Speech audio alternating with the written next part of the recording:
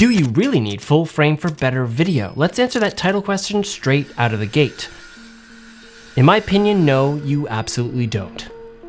Sensor size alone doesn't make a cinematic image. If it did, that would give no credit to the human factor behind filmmaking.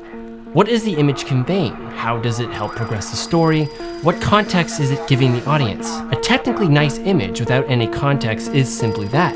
It's not necessarily cinematic.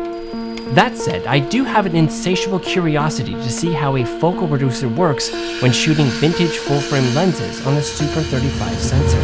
1TL14, need a license plate or a vehicle description. This is Canon's 0.71 RF to EF focal reducer. And in this video, I'm going to be testing it using my full-frame SLR lenses on the RED KOMODO. Its purpose is to allow you to mount full-frame EF lenses and achieve a full-frame equivalent field of view on a Super 35mm sensor. And if that wasn't enough, you also gain an extra stop of light. Now, the build quality of this adapter is fantastic. It's solid and has some weight to it. It gives you a feeling of confidence when you've got your lenses mounted to it, which is good because it's expensive. On the bottom, it's got a locking plate that uses two M3 threads, which gives you an option to lock the adapter onto your camera using an additional contact point, like this Condor Blue universal lens mount support. Now, on its own, the adapter feels solid, but if you're using bigger, heavier zoom lenses, you'll want to secure the mount to the camera using that bottom locking point. Now, I can say that with each of the lenses mounted, the adapter had no play when manually focusing. Now, the RED KOMODO is a Super 35mm sensor, but not all Super 35 sensors are created equal. The crop on this camera is only 1.33 times. So this full frame 50mm would be about a 66.5mm on the Komodo.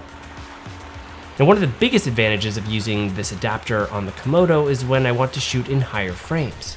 If I'm shooting at 60 frames per second, the camera crops in, only using 4K resolution of the sensor. With the focal reducer, I'll get a little bit more field of view, allowing for wider shots on longer focal lengths. With my Contax Zeiss 50mm, 85mm, and 60mm, the focal reducer and lens combo worked perfectly. The shorter focal lengths, however, did have some issues, mainly with focus. The Contax 35 and 21 would not focus to infinity when mounted to this adapter. Now, I think the back of the lens is actually making contact with the electrical pins on the adapter, preventing the lens from achieving infinity focus. It also worked with most of my EF adapted M42 lenses, although not with my 8-element Super Takumar 50mm f1.4. A little disappointing, but I am using this adapter outside its intended design purpose, so knowing what works and what doesn't is critical. The optical performance is excellent, almost as if there's no optical manipulation going on there at all. Now, I really do wish I could achieve infinity focus with the Contax 21 and 35, but my Leica lenses all give me a full range, so that might be something to consider when shooting with the 0.71. Not all EF adapted lenses are created equal on it. Now, the adapter was designed with modern EF lenses in mind, and I think in that role, this adapter is a great option to get that full frame look on a Super 35mm camera. It is hard for me to recommend the adapter to anyone who wants to use it exclusively to adapt vintage lenses, simply because of the number of compatibility issues I've had with it. See, it's just before infinity there. But when it works, it does work well. Now, if you consider the risk and can find one for a good price, it might be worth it, but just expect a few bumps along the way. What do you guys think? Is it worth focal reducing vintage lenses or not?